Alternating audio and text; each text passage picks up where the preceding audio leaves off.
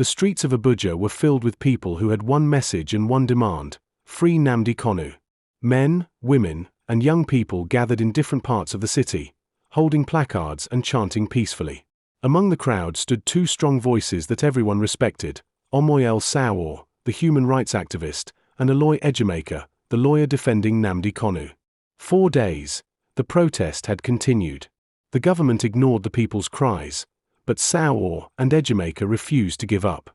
They had made up their minds to stand firm until the injustice ended. The mood was serious but peaceful. Everyone could feel that something important was about to happen. Sowore raised his hand to speak, and the noise of the crowd slowly faded. His voice was strong and full of emotion. "My brothers and sisters," he began, "we are here today not because we want to fight the government, but because we want justice. We want our brother, Nnamdi Kanu, to be free. We want the law to be respected in this country."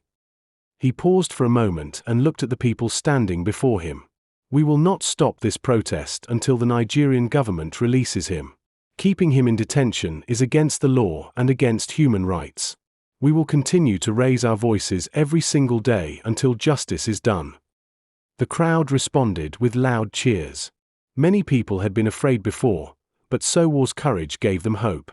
They saw a man who was not scared to speak the truth, no matter how powerful the government seemed. Sowore continued, "Nnamdi Kanu has been in detention for too long. They have refused to obey court orders. They have ignored the rule of law. This is not democracy. Democracy means freedom of speech, freedom of protest, and freedom of choice. But here, people are being punished for asking questions. This must stop." As he spoke, his words touched the hearts of the people. Mothers held their children close, young men shouted in agreement, and many nodded with tears in their eyes. They knew Sowore was right. It was not just about Kanu anymore. It was about fairness, truth, and freedom for everyone. Then, Nnamdi Kanu's lawyer, Aloy Ejimakor, stepped forward. He was calm but firm. He had been fighting this case for years, using every legal path available, yet the government continued to hold Kanu. Now, he wanted the whole world to hear his voice. "My people," he said softly, "this fight is not just about Nnamdi Kanu as a person. It is about justice for all Nigerians. The government cannot continue to break the law and expect us to keep quiet. The Constitution gives every citizen the right to a fair trial, and yet, they have kept him in detention without obeying court orders. That is wrong." He continued, "We will not stop this peaceful protest until he is released.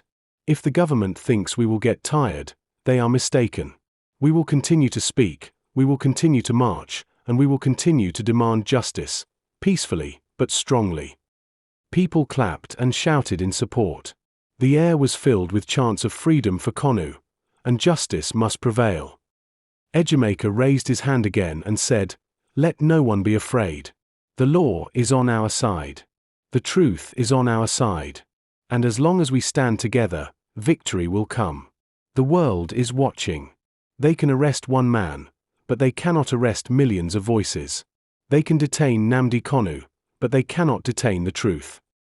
Sowore nodded in agreement and took the microphone again. "They can try to silence us, but they cannot silence justice. We will not run away. We will not give up.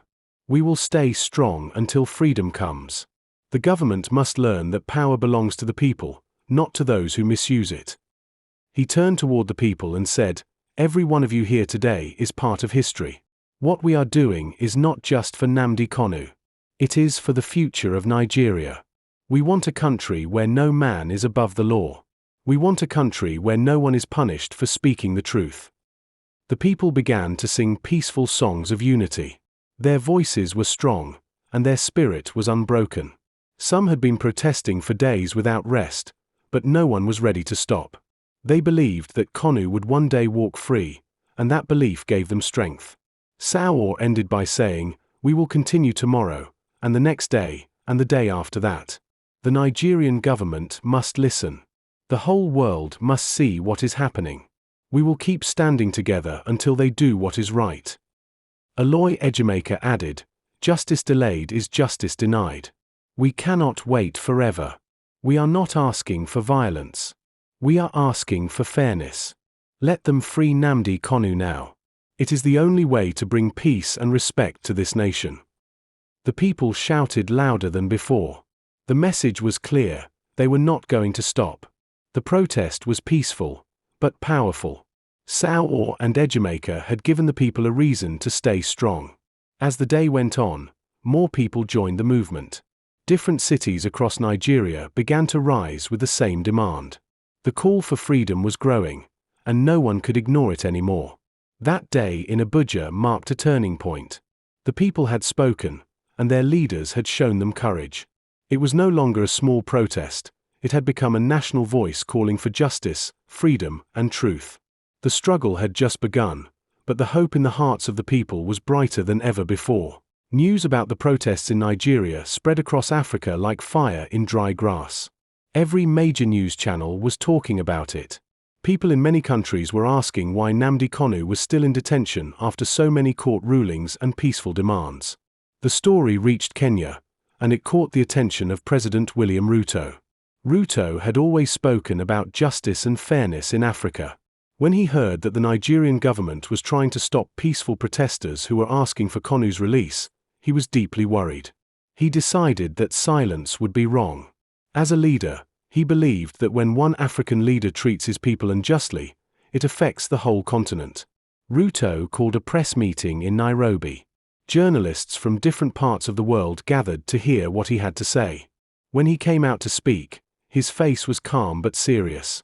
His voice was strong and filled with disappointment. He began, "I have watched what is happening in Nigeria with great concern. I am very disappointed with President Tinubu. I thought he would be a man of peace and fairness, but what I am seeing is something different. I am hearing that peaceful protesters are being threatened and attacked just because they are calling for the release of Nnamdi Kanu. That is not how a democracy should work." The reporters were silent. Every word he said carried meaning. Ruto continued, "In Africa, we have suffered too long under leaders who do not listen to their people. We have seen governments use force to silence voices of truth. It must not continue. Every leader must learn to respect the people's right to speak, to protest, and to demand justice." He paused for a moment and said clearly, "If it is true that President Tinubu wants to harm or kill the people protesting for Kanu's freedom, then I am truly disappointed in him. Leadership is not about fear. It is about responsibility. Power is not meant to destroy lives. It is meant to protect them." His words were strong but honest. He was not trying to insult Tinubu, but to remind him of what leadership means. He said, "Every protest that is peaceful should be respected. These people are not criminals. They are citizens asking for justice. No leader should ever see his people as enemies. The right thing to do is to listen to them and take the path of peace." After his speech, one journalist asked him, "Mr. President, do you think Nigeria should release Nnamdi Kanu?" Ruto looked at him and replied, "Yes. If the courts have ordered his release, then he should be released. Justice should not depend on politics. The law must be obeyed.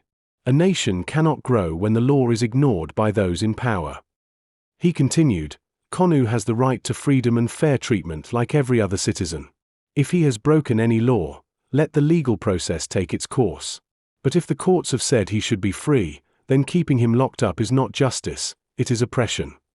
His statement was broadcast across Africa within hours. Many people, especially Nigerians living abroad, shared it on social media. They praised Ruto for being bold and for speaking when other leaders stayed silent. Some African analysts also spoke on television, saying that Ruto's message was a warning to all African governments. It was a reminder that the people's voices cannot be silenced forever. One of them said, "What Ruto has done is what true leadership looks like. He is showing that power should serve justice, not destroy it." Meanwhile, in Nigeria, Sowore and Ejimakor heard about Ruto's words. They smiled and told the protesters that even African leaders were now paying attention. It gave everyone new energy to keep going. A few days later, Ruto made another statement during a regional meeting in Addis Ababa. He said, "Africa must stand for fairness. When one of us does wrong, we must not hide it. I am calling on President Tinubu to respect the will of his people and release Nnamdi Kanu. No one should be punished for asking for freedom. The room went silent for a few seconds after his words. Some leaders nodded in agreement, while others looked uncomfortable. But Ruto did not care about who liked it or not. He was speaking the truth. He continued, "Africa cannot move forward if we keep repeating the same mistakes of the past. The era of leaders silencing their citizens must end. We must build a continent where justice and peace walk together. If you silence the truth, you invite chaos. But if you listen to your people, you build unity." Back in Nigeria, Ruto's message spread everywhere. Many citizens began to post his quotes on banners and social media. Some wrote, "Ruto has spoken for Africa," while others said, "Tinubu, the world is watching." The Nigerian government tried to ignore it, but the pressure kept building. Ruto's statement had not just embarrassed the government, it had also inspired millions of Nigerians to keep demanding justice in a peaceful way. Sowore later said, "Ruto spoke what many leaders are afraid to say. We thank him for his courage. He reminded the world that truth is stronger than fear." Even international human rights groups began to take more interest in the matter. They released reports calling on the Nigerian government to obey court orders and release Nnamdi Kanu immediately. William Ruto's voice had started something bigger than anyone expected. His message crossed borders, inspired movements, and gave hope to the people of Nigeria. He had proven that real leadership is not about power or fear, but about standing for what is right, even when it is not popular. As the days passed, the calls for Kanu's release grew louder. The government could no longer pretend not to hear. The whole world was watching, and now, even other leaders were preparing to speak out. But the biggest surprise was yet to come, from Burkina Faso, where a young and fearless leader was about to join the fight for justice. As the news of William Ruto's bold message to President Tinubu continued to spread, the whole of Africa began to pay attention. Social media was full of conversations, and many people across the continent were watching how the Nigerian government would respond. But before Tinubu could say a word, another powerful African voice stepped forward, the young and fearless leader of Burkina Faso, President Ibrahim Traore. Ibrahim Traore was known across Africa as a leader who stood for truth, courage, and the people. He had become a symbol of hope for young Africans who believed that their leaders should protect them, not oppress them. When he heard that Nigerians were being threatened and attacked for protesting peacefully for Nnamdi Kanu's release, he felt deeply concerned. Traore decided to speak out. During a national broadcast in Ouagadougou, he addressed his people and the entire African continent. His words were firm and honest. He said, "I have been following the situation in Nigeria closely. I have seen how the people are protesting peacefully for the release of Nnamdi Kanu, and how some leaders are trying to silence them. I want to make it clear, no government should ever punish its citizens for asking for justice." The crowd listening to him cheered in agreement. He continued, "I fully support President William Ruto of Kenya for speaking out. He spoke the truth that many leaders are afraid to say. The freedom of the people should never be seen as a threat. When people ask for justice, it means they still believe in their country. A wise leader listens to his people. A proud leader ignores them. The future belongs to those who listen." His message went straight to President Tinubu and the Nigerian government. It was a warning, but also a call for reflection. Traore was not trying to create conflict. He was trying to remind African leaders that true power comes from serving, not controlling. He continued, "Nnamdi Kanu's issue is not just Nigeria's problem, it is Africa's problem. When one African is treated unfairly, it affects all of us. Africa must stand together for justice, not just for politics. We cannot keep quiet when our brothers and sisters are suffering." Those words spread quickly. Many African youths began to post clips of Traore's speech, saying that Africa was waking up. People started comparing the courage of Ruto and Traore, calling them the new voices of truth in Africa. In Nigeria, Sowore and Aloy Ejimakor welcomed the support. They released a joint statement saying, "We thank President Ruto and President Traore for standing with the people of Nigeria. Their words have given us more strength to continue this struggle. The truth is becoming louder than lies." The protesters, too, felt encouraged. They sang louder, they marched stronger, and they knew that the world was now listening. Many of them began to chant the names of Ruto and Traore during their peaceful protests, calling them brothers in truth. Traore continued to speak about the issue in several interviews. In one of them, he said, "I have great respect for Nigeria, but I must say this, when your people are crying, you must listen. You cannot build a strong nation by locking up the voice of freedom. If Nnamdi Kanu has broken the law, then let the court decide. But if the court has ordered his release, then let him go. Justice delayed is justice denied." He also added, "I want to tell President Tinubu directly, do not see your people as enemies. They are your strength. No leader is greater than his people. Release Nnamdi Kanu and restore peace to your country. It is the right thing to do." That statement hit hard across the continent. Many African citizens began to admire Traore's courage. They said he spoke like a leader who cared about the people, not about power.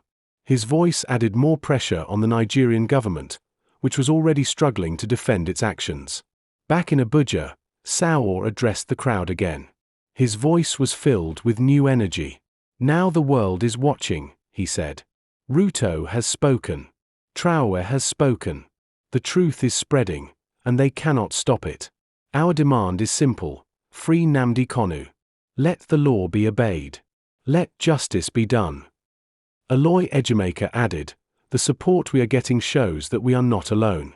Even African presidents are now speaking up. This is not about politics, it is about right and wrong. We will continue this protest until the government listens."